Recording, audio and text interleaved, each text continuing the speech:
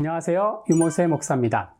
오늘은 세상의 소금, 짠맛 잃은 소금은 뭘까? 라는 주제로 재미난 얘기를 나눠보고자 합니다.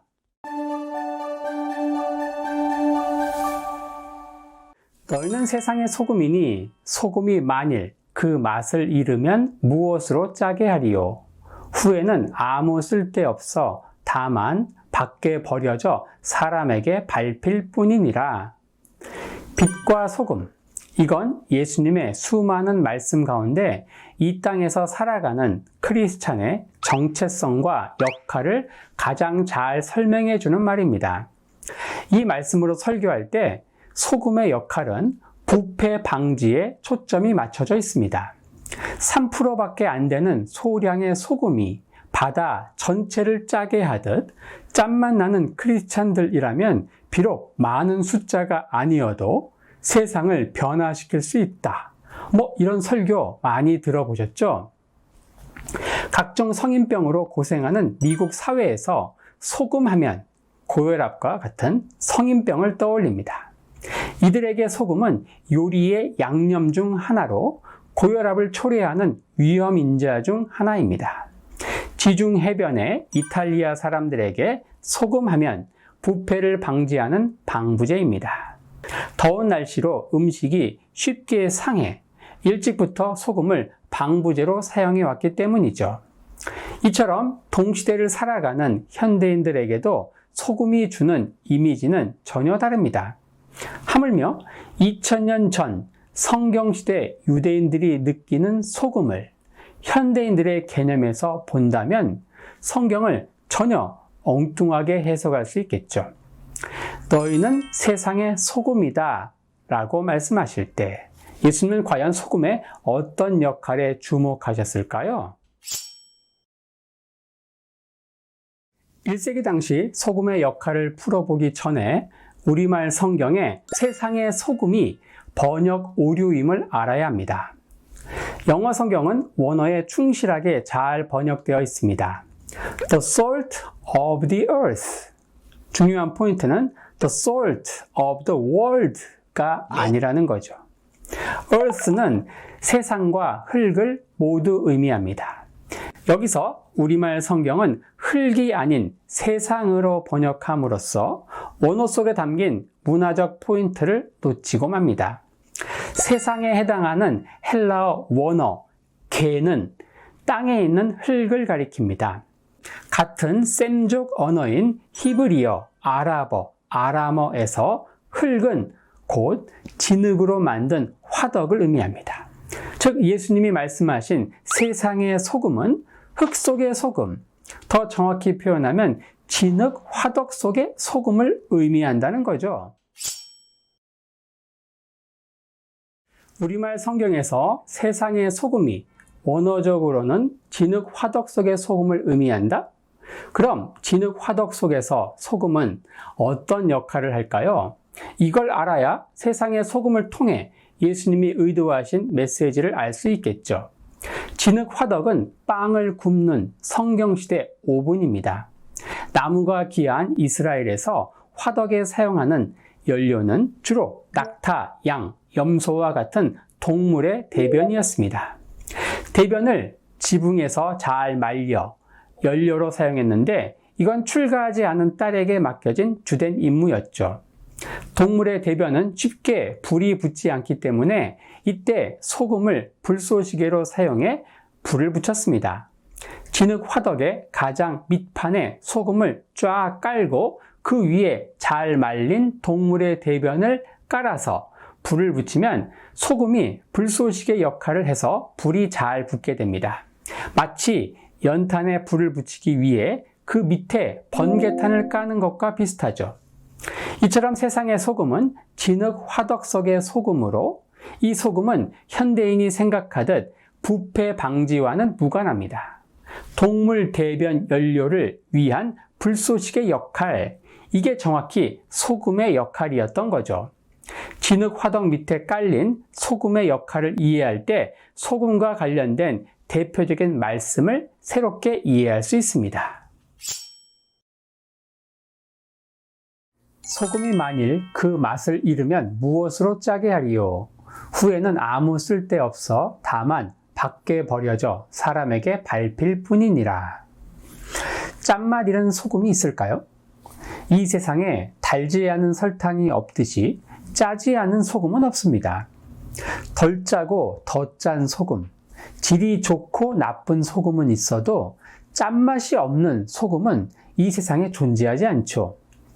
소금이 짠맛을 잃으면 아무 쓸데없어서 밖에 버린다는 건 또 무슨 말일까요? 이건 현대인이 생각하듯이 요리에 들어가서 짠맛을 내는 양념으로서의 소금으로는 도저히 이해할 수 없는 표현입니다.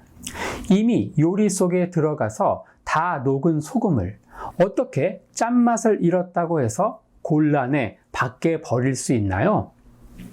이건 진흙 화덕 밑에 깔리는 불쏘시개로서의 소금인데, 이렇게 화덕 밑에 깔린 소금은 몇 번 사용하다 보면 불쏘시개로서의 역할을 잃게 됩니다. 마치 번개탄이 한 번 사용하면 다시 못 쓰는 것과 비슷하죠. 이처럼 진흙 화덕 밑에서 불쏘시개로서 역할을 하는 소금이 그 역할을 잃을 때 이걸 짠맛 잃은 소금이라고 합니다. 그리고 이런 소금은 박박 긁어내서 밖에 내다 버릴 것이고 지나가는 사람들이 밟게 되겠죠. 만일 내 눈이 너를 범죄하게 하거든 빼버리라. 한 눈으로 하나님 나라에 들어가는 것이 두 눈을 가지고 지옥에 던져지는 것보다 나으니라. 거기에서는 구더기도 죽지 않고 불도 꺼지지 아니하느니라. 사람마다 불로써 소금 치듯함을 받으리라. 지옥에 대한 묘사를 할 때 단골로 등장하는 게 영원히 꺼지지 않는 불입니다. 그러한 불 속에 불쏘시개 역할을 하는 소금을 던져 넣는다면 어떨까요? 혹시 궁금하다면 뻘겋게 달구어진 후라이팬에 소금을 던져 보시죠. 이 말씀은 진흙 화덕 속에서 불쏘시개로 사용되던 성경시대 소금으로 이 무시무시한 지옥의 형벌을 리얼하게 묘사하고 있는 겁니다.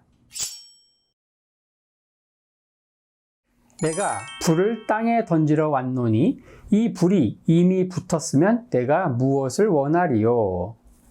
불쏘시개 역할을 하는 소금은 불 속에 들어가면 요란한 소리를 내면서 탁탁 튑니다. 예수님은 이 땅에 오신 이 자신의 역할을 이런 소금에 비유하십니다. 예수님으로 인해 잠잠하던 집안에 분쟁이 일어날 것인데 이 분쟁이 마치 불 속에서 소금이 탁탁거리며 튀는 것과 비슷하다는 겁니다.